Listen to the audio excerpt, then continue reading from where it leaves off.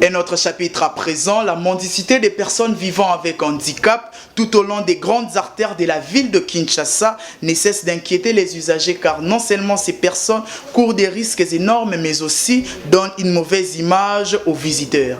Que faire pour stopper cette hémorragie? Tentative de réponse dans cet élément de Bebito Moulandou.